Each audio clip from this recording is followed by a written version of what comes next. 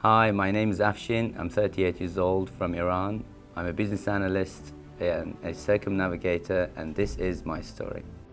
First, I saw an ad in the underground in London, and it was a fascinating adventure for me, and I thought it would be amazing if I could do this. The first week of training was just quite a big shock. Even the language, it was just another different language to me. I didn't know most of the terminologies. I just didn't have any preconception about what this is going to be like. I just took it as whatever it comes, and I just tried to learn it. And I asked so many questions, and I tried to grasp as much as I could during the first week. I was never nervous at all because I like adventure, and I like that sense of venturing into the unknown, and this is basically what you get. So Storm Lorenzo, we crossed the equator. Well, we were in the southern hemisphere, and we actually caught the tail of it. But for me, it was the first experience of really, really horrible weather. Big squalls, big winds of up to 50 knots, 45 knots. For me personally, helming through the Storm Lorenzo, it was one of the monumental things in crossing the Atlantic. An amazing feeling about this is that you have this sense of freedom afterwards, that you were responsible for helming and carrying 20 people, and that feeling is quite remarkable. And as a matter of fact, when I was in North Pacific, I was lucky enough to have a really nice wave, and I sailed this wave, this big wave, with 27.5 knots. And that is actually the team speed record, which I'm very proud to have. I think obviously there were a lot of memorable points and memorable moments during this race. As a circumnavigator, you're crossing all the oceans. You see fury of Mother Nature. For example, in Southern Ocean, we hit by a storm with up to 80 knots of wind. And this massive storm passed us, and all of a sudden we saw a phenomenon that is called moonbow, which is basically rainbow at night.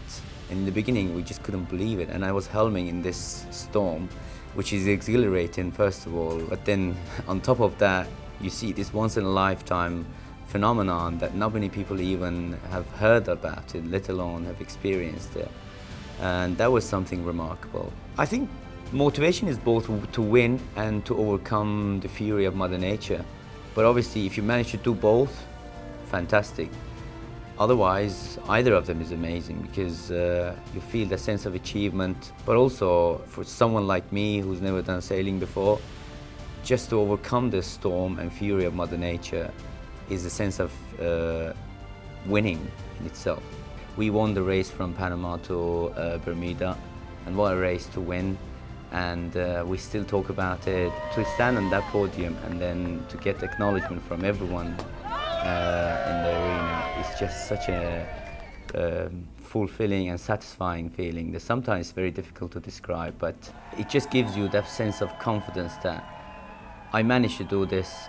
Not only I managed to do this, that we worked as a team, and the whole team was united, and we crossed the ocean together. And that just gives you that extra level of encouragement then for the next race, because you get ready and you say, okay, now this is done, we've achieved this, we can do it again. As a circumnavigator, it's really nice to see the new crew coming on board, because it's just a breath of fresh air. So it's really nice to see new people coming on board. I personally think it really doesn't matter if you're a circumnavigator or if you're a legger or multi-legger. If you're part of this fantastic opportunity or that Clipper races are providing for us, you have achieved something remarkable already.